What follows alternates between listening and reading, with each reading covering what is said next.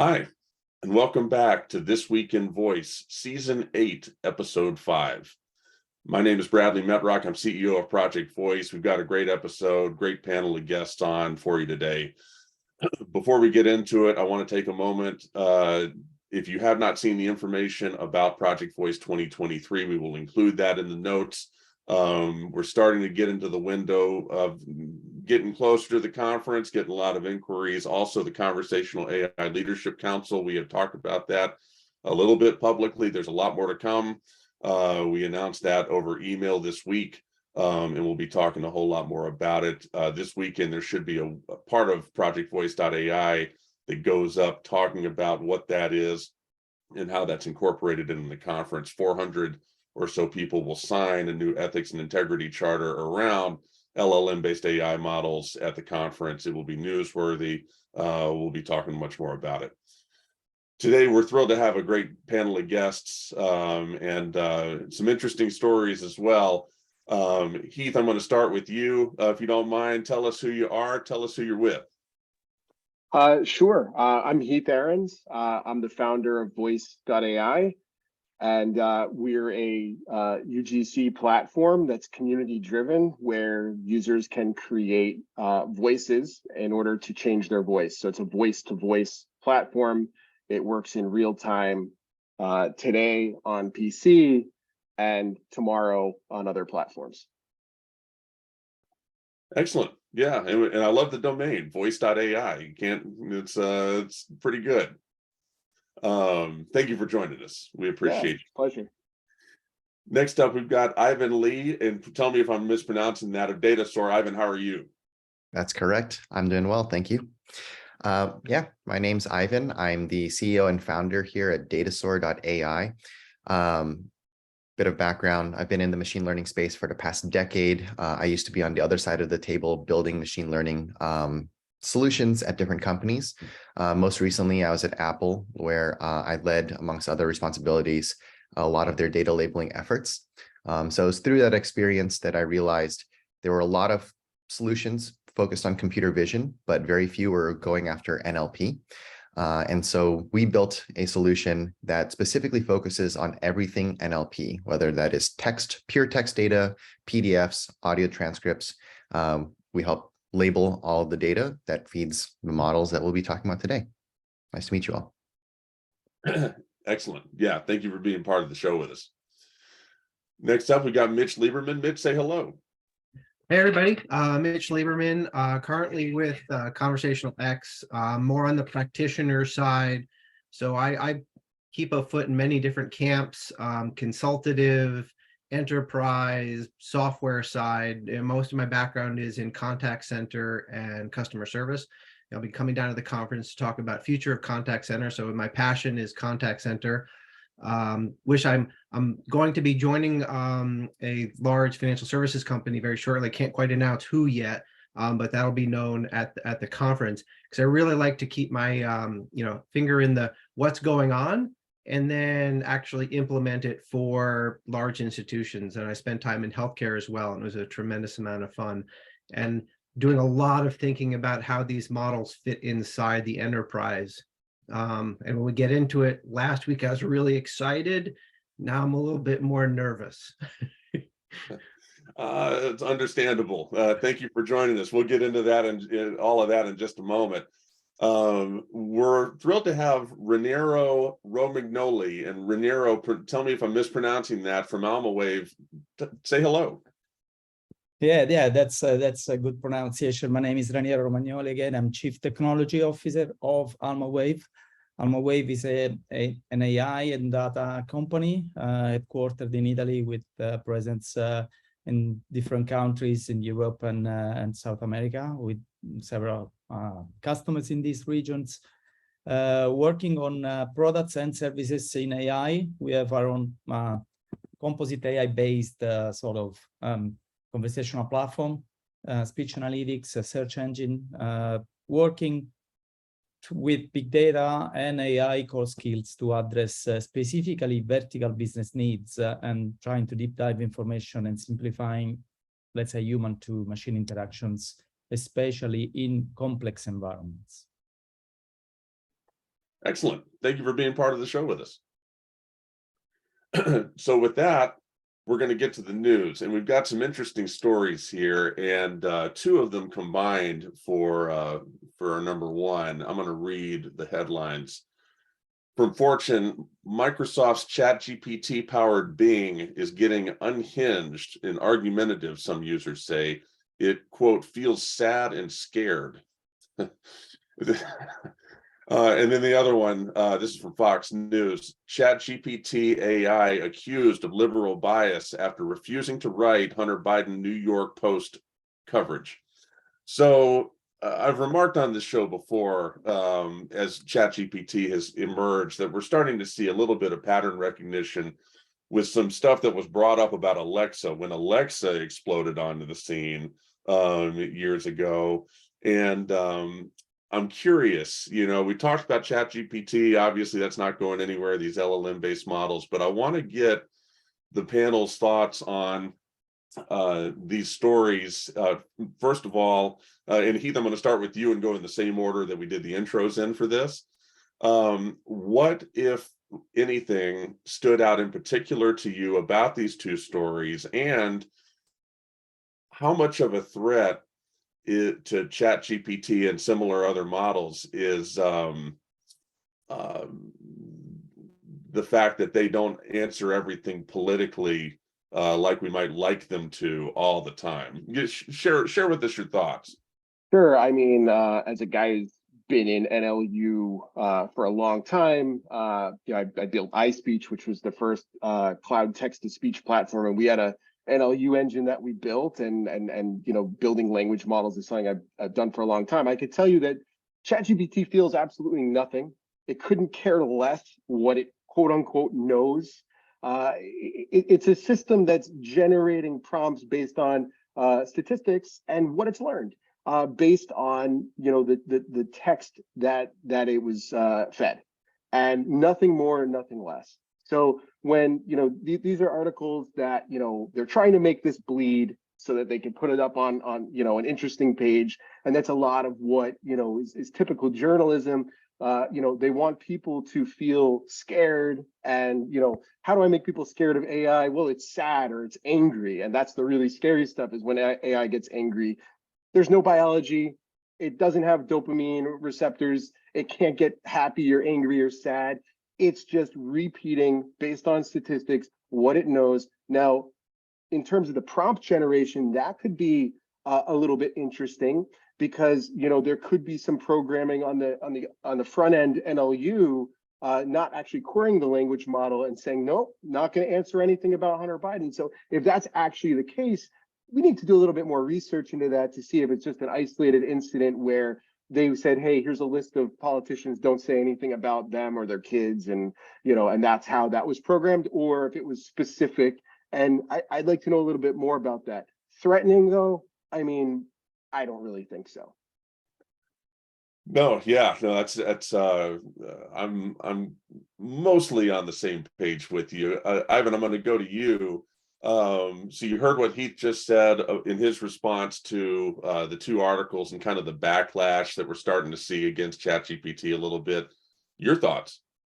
Certainly. I appreciate what Heath said there, and I want to build on that. I think as humans, we have a tendency to humanize, to anthropomorphize anything that we encounter, right? We've done this for our entire history with our pets, even with the very first kind of robots that came about, right? The Simo robot. We just wanted to make them see them in our own image.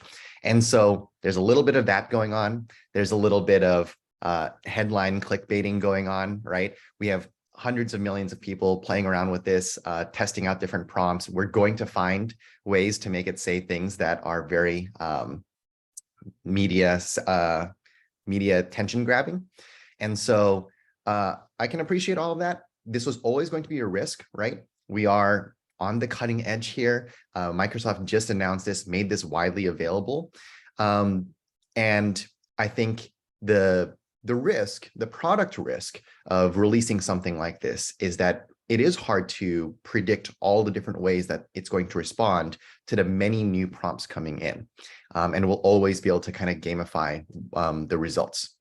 The final thing I want to say here is just a reminder that this is unfortunately the way that society is going to continue for a little while here, where the tech companies, there's going to be individual PMs being forced to essentially recreate policies that governments spend decades building up over time, right? And we're having to reinvent that now. So what is a credible news outlet? What isn't? What is politically correct? What is acceptable for something like this to say? Some of those lines are being drawn in real time, and they're probably reacting to these same headlines and these news stories and making adjustments over time, right? So this is just what happens when technology is evolving at this rapid clip. So we just have to take into consideration this is barely even a beta. This is probably still an alpha stage of a brand new product. Excellent. Mitch, I'm going to go to you. You've heard Heath, you've heard Ivan comment with their thoughts about these articles. It's just interesting kind of to see how some of this backlash is represented on the printed page. Your thoughts?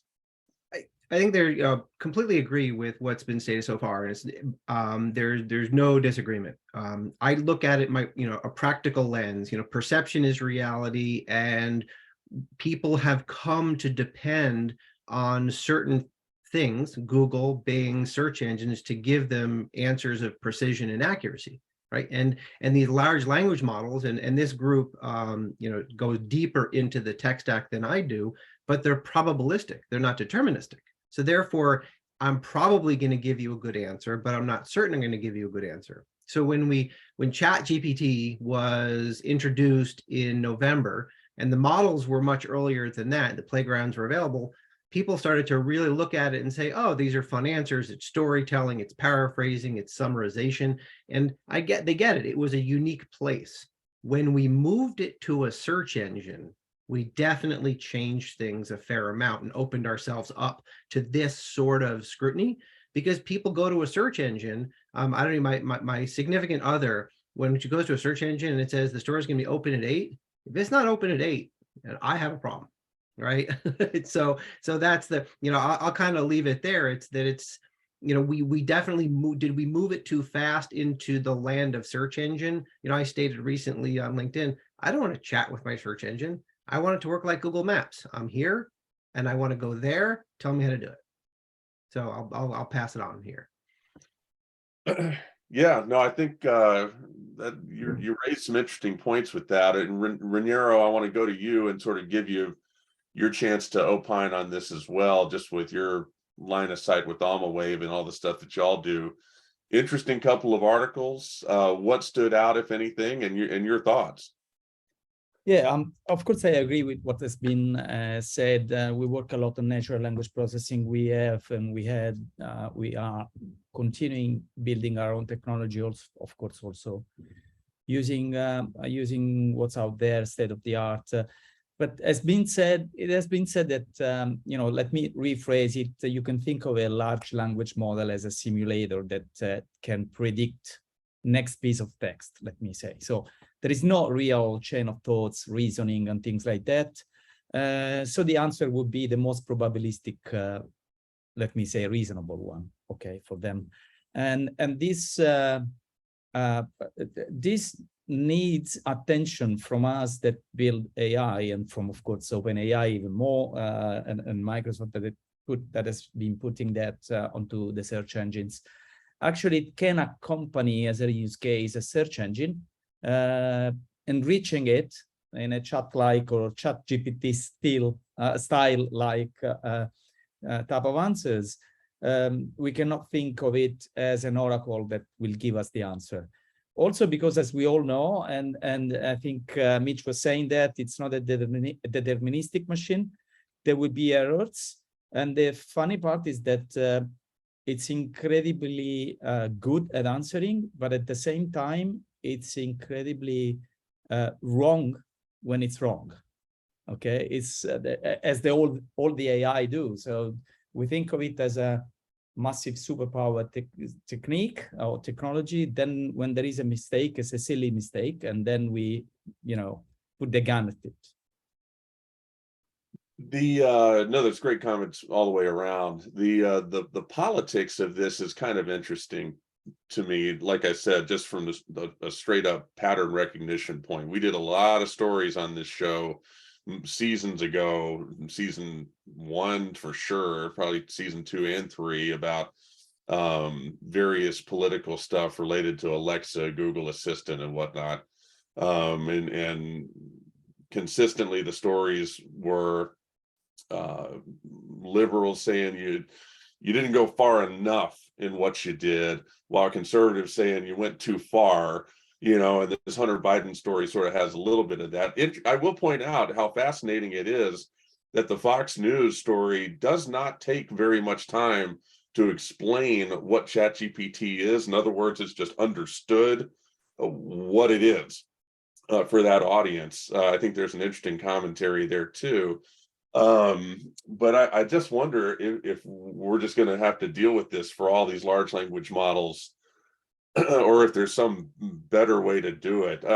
Last week on the show, we talked about I forget even who tweeted it. It was some news source on the right that observed that when you ask ChatGPT to sing a song praising Joe Biden, it comes up with this like lengthy, like crazy composition. And then when you ask it to sing a song about Trump, with precisely the same phrasing to the prompt, it says, "I'm sorry, I can't do that. I'm not allowed to be political about things like this." And this person who I saw talk about that was very put off by that. But the thought back during the Alexa days, when Alexa was hitting its peak, was that this type of thing was going to keep Alexa from maximizing its potential. And I think there's probably a debate, now that Alexa's kind of plateaued, they're trying to figure out what to do next. I think you could argue whatever side of that you wanted to. I'm going to open this up to all 4 of y'all if someone has a strong opinion. Will politics get in the way of LLM-based models growing and reaching their full potential or not?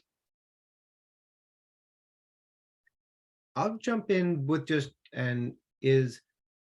I think it's the whether, this audience, this group right here is deep rooted in what I'll call kind of the baseline NLP and NLU under that.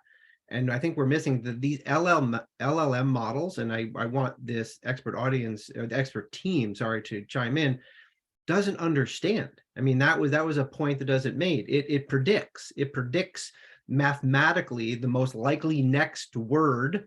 And by the way, I encourage everybody, Stephen Wolfram put out I haven't seen this in a long time, an 80-minute read, which goes way deep. And it's an amazing explanation of LLM models and how it does. And he put it out there.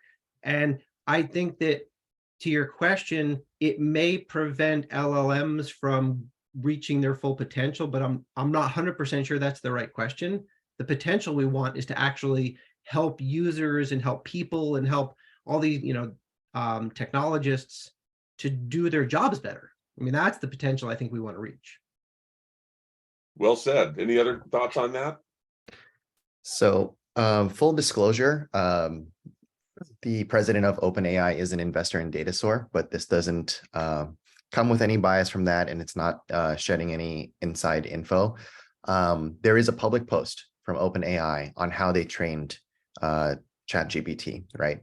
And they laid out, they spent a lot of time and effort on this, trying to capture annotators from different parts of the world with different backgrounds, with different cultural contexts, because they knew that the types of prompts that people in the US would bring up would be very different from the types of prompts that you might get from someone in Pakistan. And so they did their best to add diversity in training this. They also acknowledged that this wasn't going to be complete, but this is, OpenAI has stated that one of its core missions is to advance AI for good, whatever that means. That itself is subjective, right? But they are at least putting some effort and have published how they are backing that up. What we don't know about that specific thread, about the tweets about Biden versus Trump and those songs, where it starts to get opaque here is whether these are just pure LLM anomalies, or whether there is policy being set up behind the scenes, right? Because that is something that Google for years, even as PageRank was, all the hype and it was the best search algorithm in the world, there was the top 100 search queries are very manually curated, right? Like there are people personally going through for all the controversial headlines, for everything that's going on top of the hour every single day. There is a team of people manually curating, making sure that there's no misinformation there, that sources are flagged. They built a whole engine to make sure that this was happening. OpenAI is still relatively new to this. Microsoft has some more experience with it, but they're still figuring all of that out. So it's hard right now for me to at least discern what is pure LLM versus what is policy set by some PM within the company. Interesting. Yeah. Yeah, Raniero, go ahead. If I can continue on what Ivan was saying, actually, it's public. It's not in a public report or paper how they did it in details, but what they did with Instruct GPT that comes soon before ChatGPT is public, and there is a lot of reinforcement learning from human feedback, and this is what Ivan was saying, with policies that are not really written, but derived from what people are, marking as correct or not, politically, health-wise, or something like that. It's complex to say, are we building AI that are biased, discriminating, that are protecting or not the races and so on, because it's tough for humans as well. I mean, and in fact, they were very carefully selecting all the people that were doing this job as policy curating. What we should take into consideration is the responsibility, and it looks to me that OpenAI is trying to do that. Of course, it's a very, very tough job. And then they themselves, Sam Altman, as the first person, are saying, please do not use it for things that are very, very important. Yeah, no, I agree with a lot of your sentiment there. And Heath, I want to go to you and just sort of give you the last word. If you got any additional commentary on this before we move on. You've heard some different comments from the panel. Your thoughts on whether politics is a limiting factor or something that helps LLMs, or how you view the two things?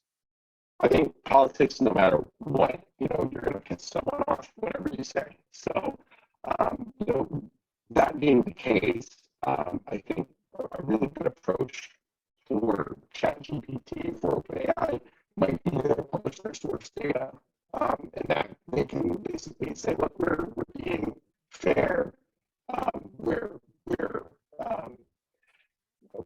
doing a good job, and not just sort of saying, hey, we're getting different viewpoints from everywhere. The problem is, if you don't make that transparent, then you're going to have the impression that you're doing something, and anyone who doesn't like the answer is going to say that. So, in terms of that, did they scrub? Sorry, I'm in Puerto Rico, so you're good. Sorry about that. I saw the choppy audio. It really comes down to how transparent they're going to be about what their data sources are. And I think that's the way to alleviate perceived political bias. I mean, autocomplete, which is, the sort of benign looking, hey, it finishes your search query for you.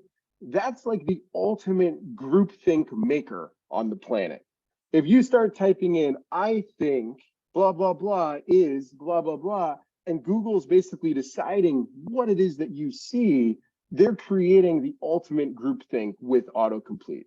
And then if you look at the fact that the internet was scraped for the data to make ChatGPT, and Google and search engines have put there what's on the internet, there's going to be whatever bias there's on the internet is going to go into a large scale language model. And, that's just, the facts of it. It would be really interesting to see, though, and I think we will see over time, competitors of OpenAI make other, maybe less curated sources. And it's going to be, caveat emptor in terms of, what these things spit out.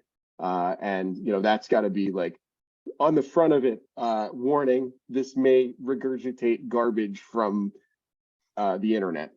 So that's, I think what needs to happen. The only problem with caveat emptor is you have to have an educated society to understand what that means, much less heed the warning. There's a debate on whether we have that or not. It's a separate subject. That's a much longer podcast, by the way. We can't fit that in right here. Look, great comments all the way around. I just, we're going to be talking about these LLM-based AI models probably for the rest of our lives. Whether we keep talking about ChatGPT or not will remain to be seen, although I do give them props. They've made a lot of good moves. So, that's where we'll leave that. I want to go on to stories 2 and 3, and I'm going to read them both, and I'm going to kind of combine them in a way I'll describe in a second. The second story is from Voice.ai. Amazon Alexa Fund invests $20 million in synthetic media startup Superplastic, which actually looks like a pretty interesting company. The other story here, if my browser will let me get all these pop-ups off my screen, from Macworld, hey Siri, is Apple letting another AI opportunity pass by? And this is from Macworld, which it's hard to get them to write something even halfway negative about Apple. So these two stories, we're going to go in the reverse order, by the way, from what we just did. And if something in particular stood out about either one, I'd love to hear it. But the question I'm going to pose to the panel is, Alexa, Amazon and Apple sit in an interesting place right now. You got a startup that's hogging all the spotlight, and Microsoft is, now sort of swooped in and said, "Give me that." And so Amazon, who for the last 5 years, every single episode of this show has had a story about Alexa on it. And Apple, who is used to dominating every conversation they're part of too, they're kind of sitting over there plotting their next move. And my question is, and Raniero, I'm going to start with you. What is it that Amazon and Apple should be doing right now? If you were in control, CEO of Amazon, Apple, both of them at the same time, what's the most important thing they could be doing right now? I think they should act at 2 levels.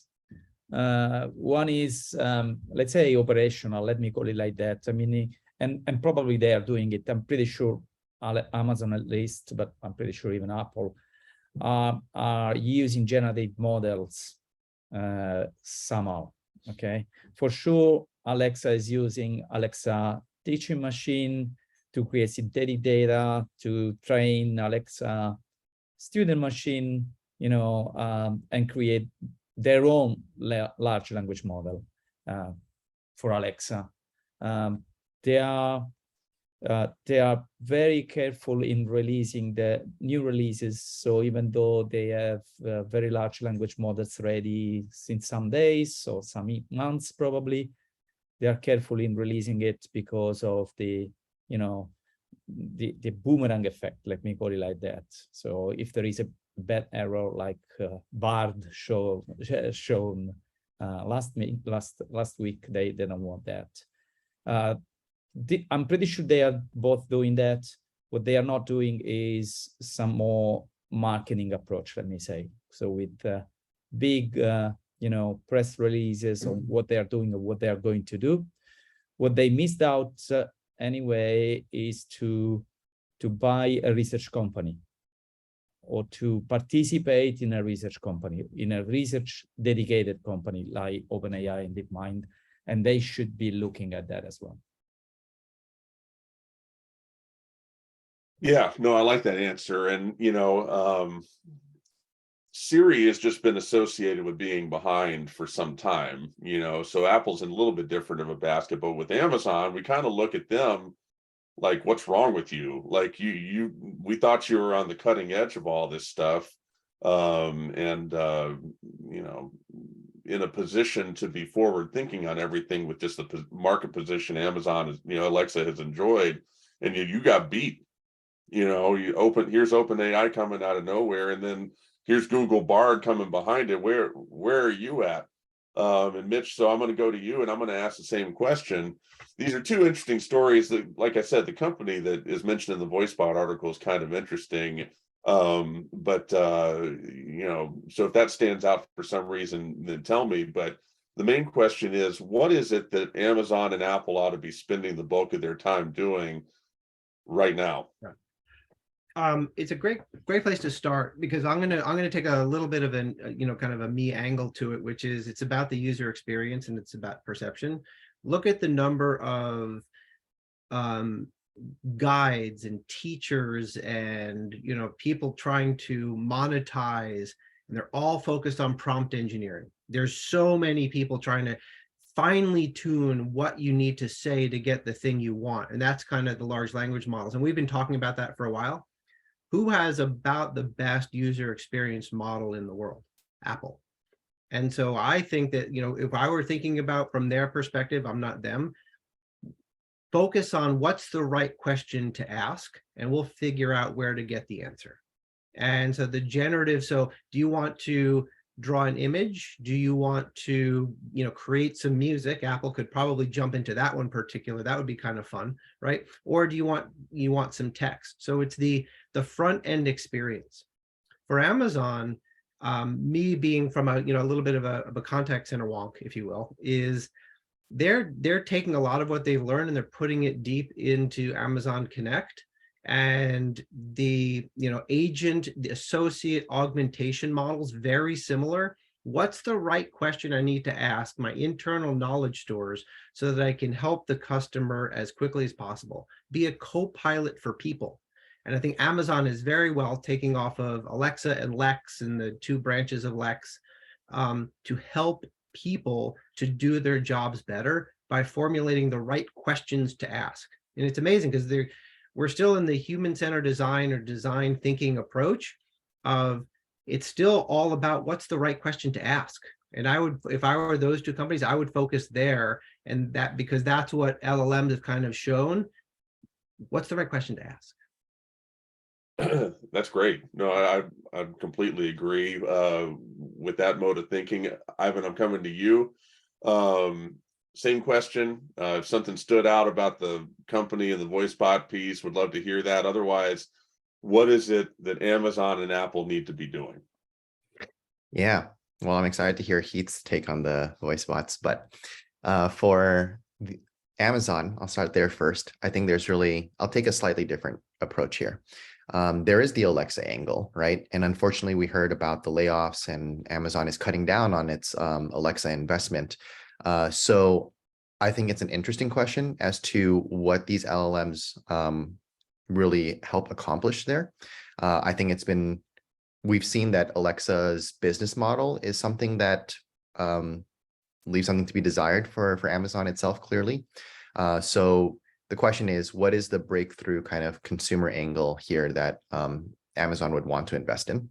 The much bigger question for them as a company is actually on the AWS side, right? When OpenAI first made headlines at the beginning of the year with the Microsoft investment, one of the big winners in all of this, I think, was Azure. If Azure can prove to the world that they have the GPUs and capabilities to support something like OpenAI, that will bring a lot of the ecosystem to them, right? Google has GCP. They are just as worried about, GCP usage as they are about search. And so Amazon here has some catching up to do. So they need to figure out what their play in the ecosystem is, how to make sure that people are developing AI on Amazon SageMaker, their what I forget, there's a parrot name to their like speech to text capabilities as well. But we need to see what they're doing on that front, right? And finally, for Apple, and legal disclaimer, I'll speak here as a technology enthusiast and Apple consumer as opposed to an ex-employee. I think the bigger headline would have been if Apple was already in the fray, right? Apple just doesn't do this kind of thing. They don't. Can you imagine if they launch something as experimental as this Bing ChatGPT on Siri? Like the headlines would be 100x more all over the headlines, right? Anything Apple does is immediate news. So it's not in their nature to ever launch experimental products. They never do something like this, then pull it back later. They need to find the core user experience that they want to deliver. It's not about the technology, it's about that user experience. And once they discover that, they will release it, whether that's next year or in 5 years, we don't know. But I think that's a more interesting philosophical question about LLMs as a whole. What is the killer user experience that we're looking to deliver here?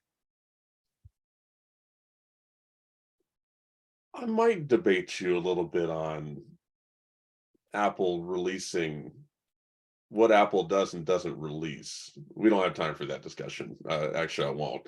But I will agree with you. Certainly in the post Steve Jobs era, they take a little bit different of an approach, and I think it would be kind of crazy to imagine them being on the front lines of this now. Your comments are well taken, Heath. I'm going to give you the last word. If anything stood out about super plastic, pointed out otherwise, what is it exactly that Amazon and Apple need to be doing right now? So I'll take the Amazon super plastic investment first. So, when I saw super plastic, and I hadn't heard of it before I read this article, wow, this looks a lot like Ready Player Me, which is a startup that I'm an investor in almost every round, including the last round, which was Andreessen Horowitz backed $56 million round. And it looks like, sort of those synthetic avatars, 3D metaverse play that they're getting ready to make, something that they're going to push, potentially into the VR AR space with, that they're going to try to get young people involved with, get people excited about these sort of synthetic celebrities that they're creating. And it looks quite a bit like that based on the trailers that I've seen. It seems really, really interesting, but, imagine sort of this world, this new, metaverse world that everyone's seeing of, where you have, everyone looks a certain way that they want to look, and not like just me and you in a video chat, but, like Rabbit with giant ears and a crazy outfit in 3D. And I think that's sort of what Amazon's trying to tap into, a little bit of that consumer angle and excitement. To me, it's like it could be a good a good television show, essentially. We'll see where that goes. I think that Amazon, if I were Amazon to answer that question, here's what I would do. I would basically become a Hugging Face, and I would start hosting AI models directly on EC2, show off our GPU capabilities, make it really super easy for anyone to integrate AI. I feel like Microsoft wins the round on AI, hands down. They crushed it. They beat Google once. You have, Google One Search, Apple One Product, Amazon One Retail. And in terms of Microsoft, this is their huge win. And that $10 billion investment, they're going to get that right back because they're licensing those, they're giving the GPUs that are getting cranked 24/7, and they're going to get that thing right back. So I think that that's a wise investment, and essentially they're investing in the ability to build out their own GPU infrastructure to run that type of AI tech. Apple, I think, Apple doesn't do things the way a lot of other companies do. They traditionally don't really advertise. But one thing they do is they make really killer, beautiful hardware. I think they were going to see Apple jump into the space when you have a really clean product and vision. and something that is, probably a VR headset is going to be my guess, is how they're going to get into that sort of space.